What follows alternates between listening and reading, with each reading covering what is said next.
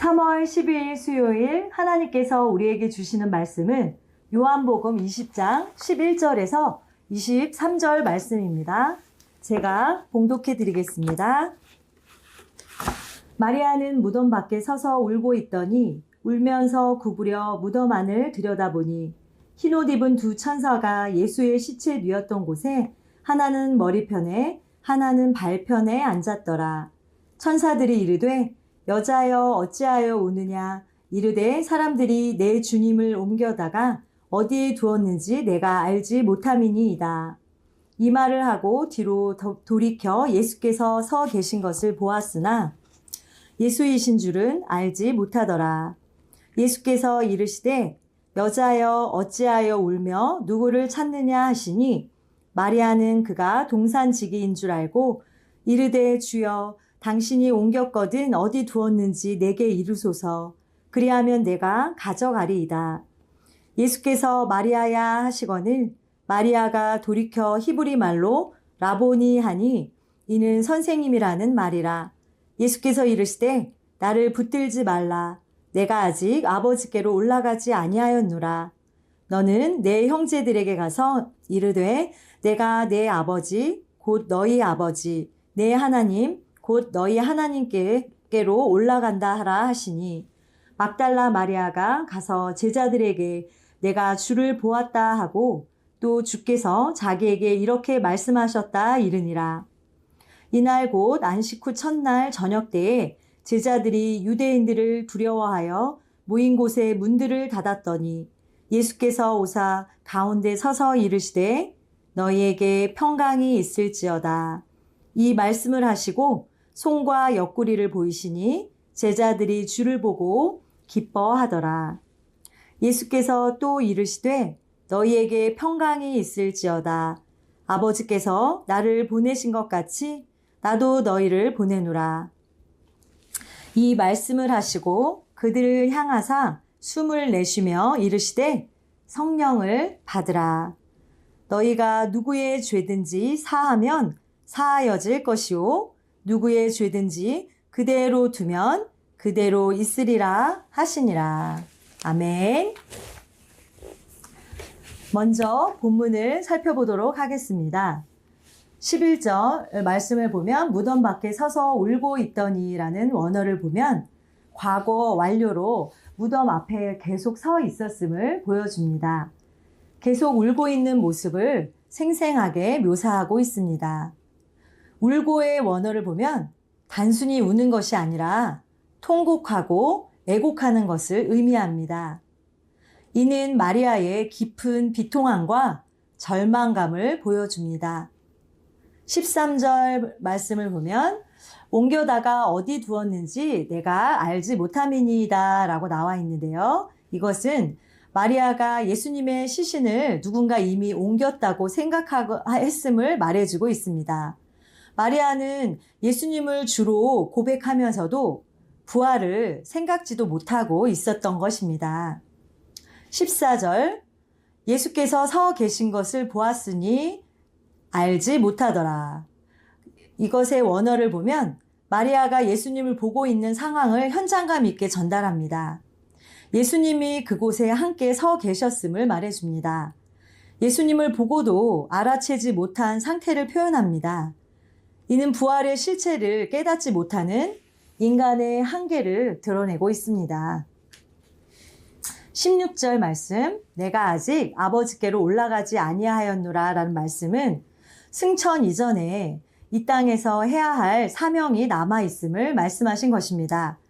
그런 면에서 나를 붙들지 말라는 것은 만지는 행위 자체를 금했다기보다는 마리아에게 더 시급한 사명, 즉 예수님이 부활하셨고 곧 하나님께 올라가심을 전하는 사명을 먼저 수행하라는 것으로 이해할 수 있습니다. 19절 제자들이 유대인들을 두려워하여 모인 곳에 문들을 닫았더니 이것의 의미는 계속 문이 닫힌 상태로 있었음을 보여주고 있습니다. 여기서 나오는 두려워하여는 단순한 두려움이 아닌 심각한 공포와 극심한 두려움을 의미합니다. 유대인들에 대한 두려움이 제자들이 숨어 있었던 이유임을 분명히 하고 있습니다. 부활 사건 이후에도 제자들이 여전히 두려움 속에 있었음을 보여줍니다. 그리고 22절 그들을 향하여 숨을 내쉬며 이르시되 성령을 받으라. 여기에 나오는 숨을 내쉬면은 숨을 불어넣다라는 원어적 의미로 하나님이 사람을 만드시고 코에 생기를 불어넣으신 것을 연상시킵니다.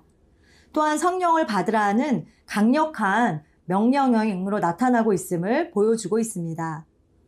숨, 성령이 이어지는 것은 일종의 언어 유희로 볼 수 있습니다.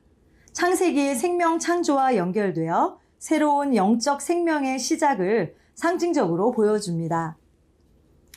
오늘 주시는 메시지입니다. 첫째, 부활의 주님을 만나면 슬픔이 기쁨으로 바뀝니다. 입니다.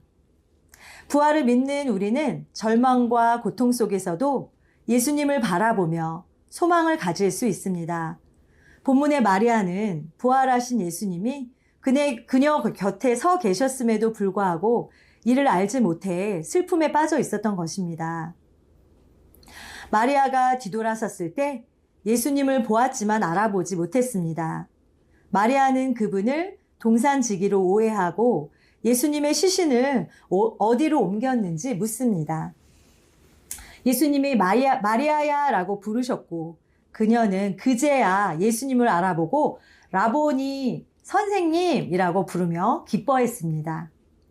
예수님이 그녀의 이름을 부르셨을 때 그녀의 슬픔이 기쁨으로 바뀌고 절망이 소망으로 대체되었습니다.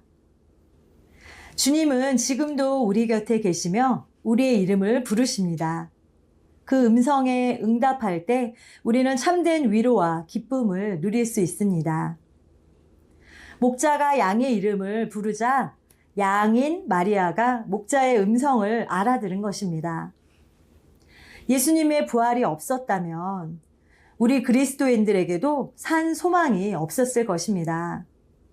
지금도 부활하셔서 우리와 함께 거하시며 교제하시길 원하시는 예수님과 매일 인격적인 만남을 통해서 내 삶의 모든 문제와 아픔을 내어드리고 내 인생의 주인의 자리를 예수님께 내어드린다면 예수님은 우리의 인생 안에 들어오셔서 나의 슬픔을 기쁨으로 변화시켜 가실 것임을 믿으시기 바랍니다. 둘째 메시지입니다. 두려움을 떨쳐버리고 평강의 삶, 제자의 삶을 선택하자입니다. 유대인들이 무서워 문을 잠그고 모여있던 제자들 가운데 나타나신 예수님은 평강을 전하십니다. 예수님의 부활은 제자들이 이제 기쁨과 평강을 누릴 수 있는 이유가 되는 것입니다. 불안에 떨고 있는 제자들에게 필요한 것은 주님이 주시는 평강이었습니다. 예수님은 손과 옆구리의 상처를 보여주셨는데 그것이 증거가 되었습니다. 때로 상처는 살아계신 주님의 가장 강력한 증거가 됩니다. 예수님은 다시 평강을 말씀하시고 아버지께서 당신을 보내신 것처럼 제자들을 세상으로 보내신다고 선언하십니다. 예수님은 제자들에게 새 사명과 함께 두 가지 선물을 주셨습니다. 첫째는 함께 하시는 성령님입니다. 둘째는 누구의 죄든지 사할 수 있고 그대로 둘 수도 있는 권세입니다. 제자들은 죄사함의 권세를 가지신 예수 그리스도를 선포하는 역할을 감당하므로 주님의 권세가 이 땅 거민들에게 임하게 하는 이 땅의 열쇠를 주게 된 것입니다. 주님은 동일한 마음으로 주를 믿는 모든 제자를 지금도 세상 끝으로 보내고 계십니다. 동일하신 성령님의 약속과 능력이 우리에게도 있음을 믿고 사명을 충성스럽게 감당하는 제자로 살아야 되겠습니다. 부활하신 예수님을 목격한 막달라 마리아는 그 사실을 제자들에게 증언한 부활의 첫 증인이 되었습니다. 부활하신 예수님을 만나 그 증거를 보고 사명을 받으며 또한 보혜사 성령님을 받은 제자들은 주님이 주시는 평강과 함께 하시겠다고 하는 약속에 힘입어 새 시대를 여는 증인이 되었습니다. 주님의 제자로서 이 증인의 사명을 충성스럽게 감당하시기를 예수님의 이름으로 부탁드립니다. 함께 기도하시겠습니다.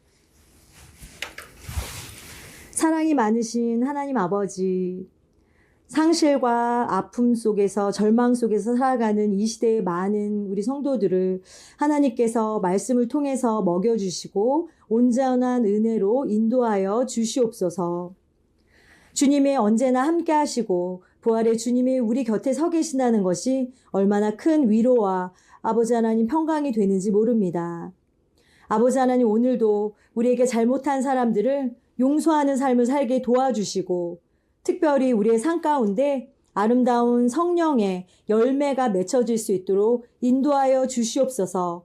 성령의 9가지 열매인 사랑, 희락, 화평, 오래 참음, 자비, 양선, 충성, 온유, 절제의 삶을 살아내어서 하나님께 칭찬받고 우리의 삶이 반짝반짝 빛나며 정말 아름다운 열매를 날마다 맺어가기를 원합니다.